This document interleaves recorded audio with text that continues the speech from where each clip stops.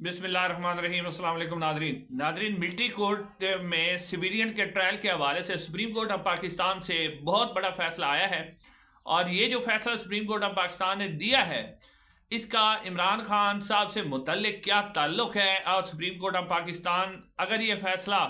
फ़ौज के हक़ में देती है तो फिर क्या सिचुएशन बनेगी, और अगर ये फ़ौज के मुखालिफ जाता है तो क्या सिचुएशन मिलेगी। लेकिन आज जो कुछ हुआ है वो भी मैं आपके सामने रखता हूँ, और फिर ये जो लटकाया जा रहा है इसको वो भी मैं आपके सामने रखता हूँ कि क्यों लटकाया जा रहा है, इमरान खान से इसका क्यों ताल्लुक़ है। नाज़रीन, सबसे पहले जब आज इस केस की समाअत शुरू हुई, मिलिट्री ट्रायल के जो सिविलियन का मिलिट्री ट्रायल है, आपको बताते चले कि 105 मुलजमान को फ़ौज ने अपनी हिरासत में लिया था, जिसमें से 20 मुजरमान जो हैं मुलजमान उनकी सज़ा मुकम्मल हो गई या आर्मी चीफ ने उन्हें रियायत दी, उन्हें रिहा कर दिया गया था। अब 85 मुलजमान जो हैं वो अभी तक फ़ौज की कैद के अंदर मौजूद हैं, जो कि गैर आइनी और गैर कानूनी हैं। अब नाज़रीन, आज इस केस की जब समाअत हुई तो इसके ऊपर जो फ़ौज के वकील हैं ख्वाजा हारिस साहब, यानी कि जो वजारत दफ़ा के वकील हैं, उन्होंने उनसे जस्टिस मंदोखेल साहब ने बड़े अहम सवाल किया। जस्टिस मंदोखेल ने कहा कि फ़ौजी ट्रायल के अंदर बुनियादी हकूक़ की हिफाजत कैसे हो सकती है, ये तो हो ही नहीं सकता। तो ख्वाजा हारिस से फिर उन्होंने पूछा कि आपको दलाल देने में कितना वक्त लगेगा। तो ख्वाजा हारिस ने कहा कि मुझे बहुत ज़्यादा वक्त लगेगा इसके ऊपर दलाल देने में। तो इसके बाद जो ख्वाजा हारिस साहब हैं, जो फ़ौजी अदालतों में जो इसके ख़िलाफ़ जिनकी दरख्वास्त है, जो जवाद ख्वाजा एतजाज़ हसन, उनके जो वकील थे अहमद जवाद हसन, उन्होंने कहा कि जो अटार्नी जनरल हैं उन्होंने यकीन दहानी करवाई थी कि जो भी मिलिट्री कोर्ट का फ़ैसला होगा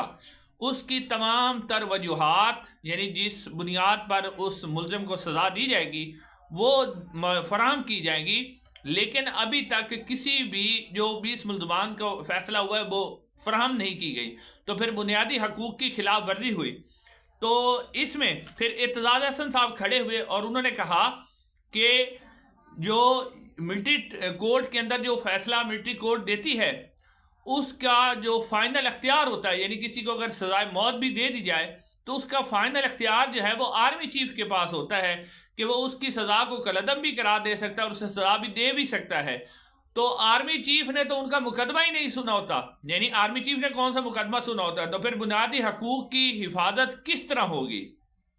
तो इसके ऊपर जो जस्टिस अमीनुद्दीन खान है वो कहते हैं ये तो सिर्फ उस पर अप्लाई होता है जो उनका फ़ौजी मुलाजिम हो। तो इसके ऊपर भी एतजाज़ हसन साहब ने कहा कि अगर फ़ौज का मुलाजिम हो तो भी गलत है।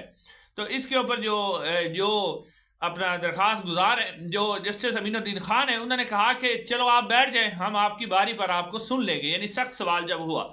अब नादरीन, इसके अंदर जो अहम तरीन, यानी अटार्नी जनरल से जब पूछा गया कि वजूहात क्यों नहीं दी, तो उन्होंने कहा है कि जब ये अपील करेंगे तो हम इनको वजूहात दे देंगे। लेकिन इसके ऊपर जो एडिशनल अटार्नी जनरल है उन्होंने जो अदालत से दरख्वास्त की कि आप जो हैं मिलिट्री कोर्ट को फैसला सुनाने की इजाज़त दे दें। तो अब नाज़रीन, इसके ऊपर अदालत ने मिलिट्री कोर्ट को फैसला सुनाने की इजाज़त दे दी, लेकिन मशरूत इजाज़त दी कि अगर सुप्रीम कोर्ट ऑफ पाकिस्तान कलअदम करा देगी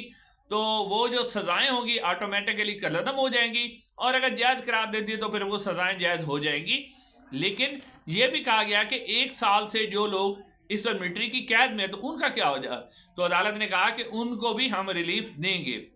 तो नाज़रीन, अब सवाल ये है कि इसका एक तो यानी ये समझना ज़रूरी है कि ये इजाज़त दी गई है, इसका मुलज़मान को फ़ायदा होगा, यानी जहाँ तक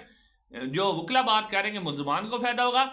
और दूसरा ये कि आज फैसला मुकम्मल नहीं सुनाया गया, अब जो सर्दी की छुट्टियां हैं उसके बाद सुप्रीम कोर्ट ऑफ पाकिस्तान ने इसको रखा है, इसका क्या इम्पैक्ट है और इसका डायरेक्टली ताल्लुक इमरान खान से बनता है।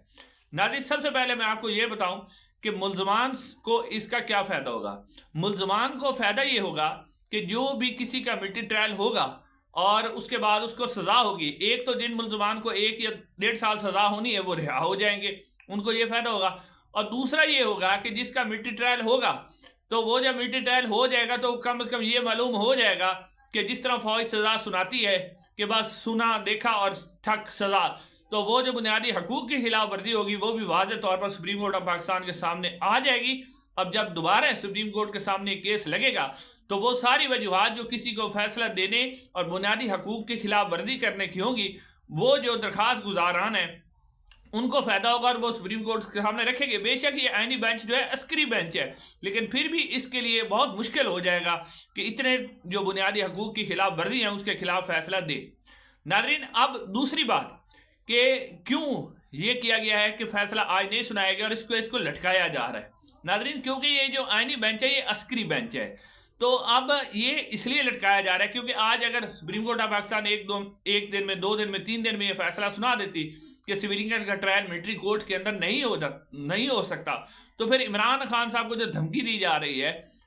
فیض حمید کے کیس کے ساتھ ملا کر کہا جا رہا ہے کہ جی عمران خان کا ہم ملٹری ٹرائل کریں گے، اور عمران خان اور پی ٹی آئی کو ڈرایا جا رہا ہے، پی ٹی آئی کے لیڈرشپ کو ڈرایا جا رہا ہے کہ تتر بتر ہو جاؤ ورنہ تم بھی ملٹری ٹرائل میں چلے جاؤ گے. اگر آج کلعدم، اور یہ کلعدم ہو جانا ہے، سویلنگ کا ٹرائل فوجی عدالتوں میں ہو ہی نہیں سکتا. اگر آج کلعدم ہو جاتا یا کل ہو جاتا یا اس اگلے دن ہو جاتا تو وہ جو عمران خان کے اوپر ایک تلوار لٹکائی ہوئی ہے اور پی ٹی آئی کو ڈرانے کے لیے جو سسٹم رکھا ہوا ہے وہ آج ختم ہو جاتا. اب اسی لیے اس کیس کو چھٹیوں کے بعد لگانے کا فیصلہ کیا گیا، کیا کہ درمیان میں پی ٹی آئی کی جو لیڈرشپ ہے جو کمپرومائز نظر آ رہی ہے، ڈرے ہوئے ہیں جو بھی ہے، انہیں مزید پریشرائز کیا جائے اور عمران خان کے اوپر بھی پریشر بڑھایا جائے کہ کسی طرح سے وہ ڈیل پر راضی ہو جائیں تاکہ 20 جنوری سے پہلے اس مسئلے کو حل کر لیا جائے. اچھا، اگلی ویڈیو ملاقات ہوگی. السلام علیکم.